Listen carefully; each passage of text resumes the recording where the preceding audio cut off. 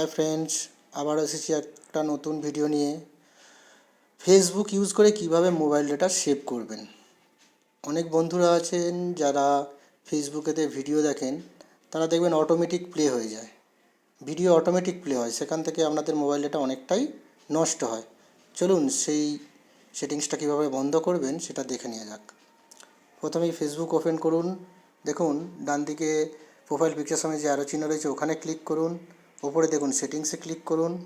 Settings click করে একটু নিচে যান, দেখুন মিডিয়াতে ক্লিক করুন।